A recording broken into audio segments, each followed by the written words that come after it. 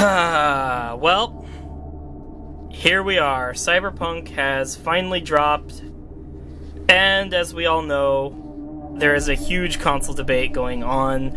I'm not gonna get too into the whole debacle with consoles and, the launch controversy, because we all know about that already. I think that I just wanted to get my, opinion out there on this game. I don't know, if anyone actually is gonna see this, but hopefully someone does, and it'll help them, make their decision on whether or not to buy. I think that on PC, the game still is worth buying. There are a lot of issues with it, though. I put about 110 hours into the game. I play, obviously, on PC with a 1070 graphics card. So the game ran pretty smooth for me. I did encounter some bugs. Nothing was too game-breaking. Obviously, it's nowhere near as bad as consoles. There were some pretty annoying bugs, though, and I will show you guys some of them here.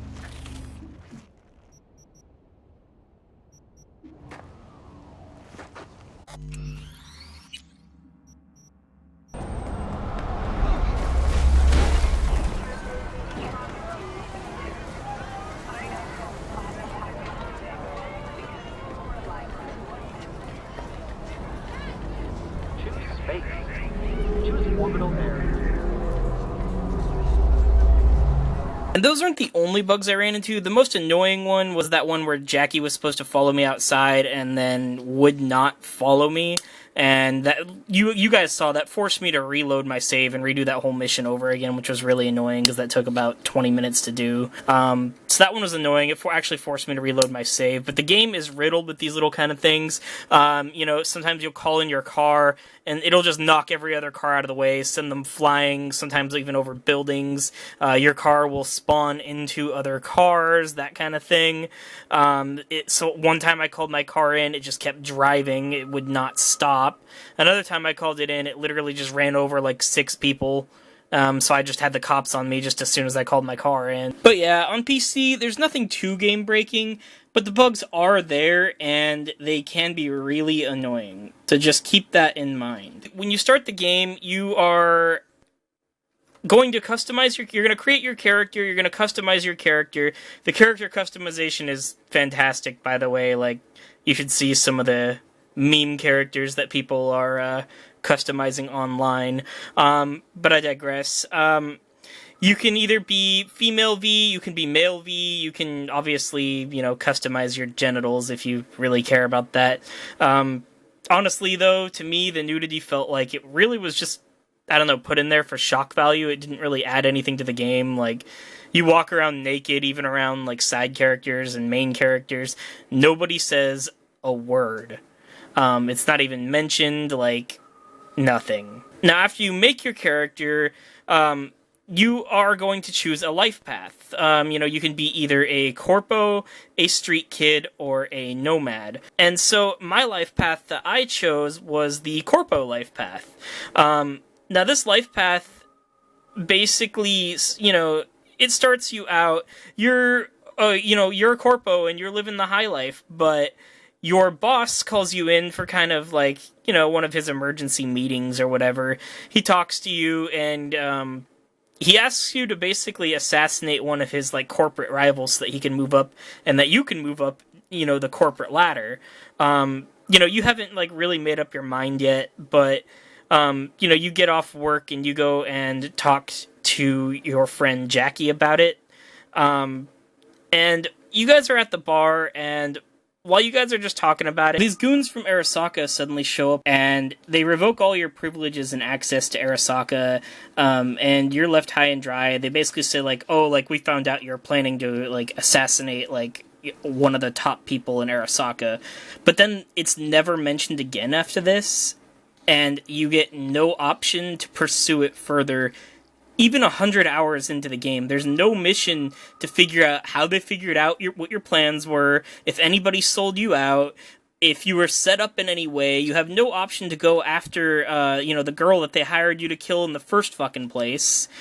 It's just a mess, and the other life paths aren't any better. Honestly, I've done all 3 of them, and unfortunately to say, like, the life paths just aren't what they should have and what they could have been.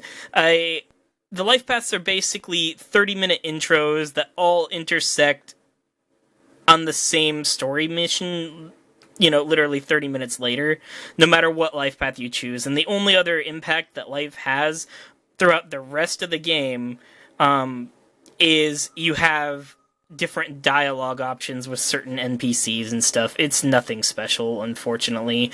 I really wish that the life paths were more involved, and I really wish that, like, there were specific quest lines and, specific missions unique to certain life paths. But unfortunately, the life paths just aren't anything special, and it was one of the most disappointing aspects about the game for me, especially considering how much all the different life paths were hyped before release. So because of the life paths not really making much of an impact, and them all intersecting on literally the next quest 30 minutes later, it feels very rushed, and especially because, like, once you do your life path intro, Jackie basically invites you to just come live with him, and in the Nomad and in the Street Kid playthrough, you don't even know him. You're just a criminal, and he's just like, hey, come live with me and my family. It's just poor writing that doesn't make sense. They spend the next few minutes trying to make you care about the character, but unfortunately it's regulated to a montage, and, like, it just feels like they cut a lot of content from the beginning, and the beginning feels very, very rushed. There are some spoilers going forward. So you do 2 missions with him after you get that montage, and then he dies. That happens about 3 hours into the story, and it just wasn't enough for me to really care about him as a character. He's a likable person, but I just didn't care when he died. And then they, tried to do this whole touching funeral thing.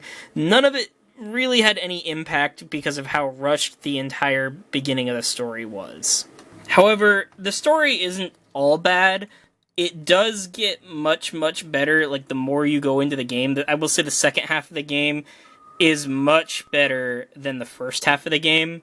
The first half of the game is just a rushed mess, and it just drops you into this world you know nothing about. They're using lingo you know nothing about. They don't really teach you how to do anything, and you just kind of got to figure it out. But as the game progresses, the missions get a lot more interesting, especially once they introduce Keanu Reeves' character, Johnny Silverhand. I honestly felt like he was the best part of the game. And I love the scenes where, you can play as Silverhand or have him just there, being a smartass and commenting on things in the background. He really stole the show in a lot of scenes for me. And to be honest, I don't think this game would have been as enjoyable without him. But Johnny's not the only side character. You're also introduced to characters, like Judy, Panam, Carrie, and River. And these are all characters that have, fully fleshed out quest lines. And they're some of the most interesting characters in the entire game. And you can romance them as well. Those the 4 romance options. 2 if you're male, 2 if you're female. I'm not sure why they're gender locked. It seems very restrictive, for an open world role-playing game kind of thing. Especially for a game, whose genre is built upon concepts like transhumanism and that kind of thing. It just seems very restrictive, and the game itself doesn't really talk about a lot of the themes of the genre, which I found kind of disappointing. But that's the thing with this game, it barely touches on, concepts that make cyberpunk. And, I honestly felt like when I was watching, the TV show Altered Carbon, it was more cyberpunk than cyberpunk. And that was very strange to me. Cyberpunk 2077 barely deals with anything that makes the genre what it is. And it was just a weird design choice to me. Although as good as the side characters' missions and things like that are, and the second half of the story is, it's strangely linear, and it was a game that was advertised on your choices actually mattering. But to be honest, the only real choice that you have that even impacts the game at all is the ending. The world around you also, I don't know, I know that they had said things like, oh, every NPC has a schedule and that kind of thing. They don't. They just wander aimlessly, and then they, reset themselves and keep wandering aimlessly. The buildings, I know that they said, oh, well, it's not, the map isn't as big as The Witcher's, but it's okay because there's a lot more verticality. That was just a straight-out lie. You can't go into any of the buildings, at almost any of them at all. There are just so many things in the world that they put in to look good, and you can tell that it was just put there to look good, but it adds no real substance to the game. They added, food, but it has no impact on the game. You don't need to eat to survive, so what's the point? And then they also added things drugs and alcohol, but, you can't, you don't run the risk of, getting addicted to it or anything like that. Even you could in old RPGs like Oblivion. I guess that would have been kind of something I would have expect for a modern RPG that was supposed to be as big as this was. There's also no crime system whatsoever. I can run through an entire crowd of people and just mow them all down with a machine gun, drive off 30 feet when the cops show up, and I could just get away with it. They won't even bother chasing me after that. The world is, bland. It's filled with a lot of fluff. It's filled with a lot of generic fetch missions that are go here and bring me this item, or go here and kill this guy. Now, they said that they were going to add side activities to the world, kind of Gwent in The Witcher. Unfortunately, they added racing and boxing, but they really suck. The melee combat in this game, the hand-to-hand combat even, is terrible.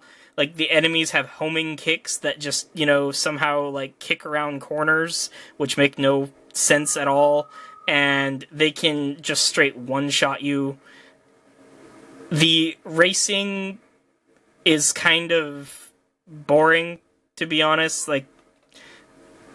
It's just boring. I wish we would have gotten something, more similar to Gwent. And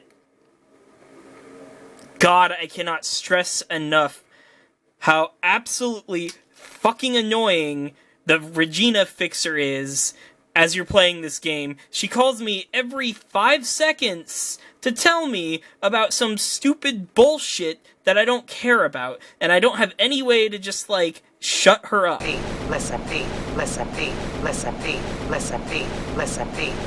Shut the fuck up! And I know I said that the world was kind of bland and filled with a lot of fluff, but exploration in this game is actually worthwhile. There are some really good things that you can just go and find. I got myself a top-of-the-line car and, almost full legendary armor and weapons, monowire, mantis blades. You can just find all of this.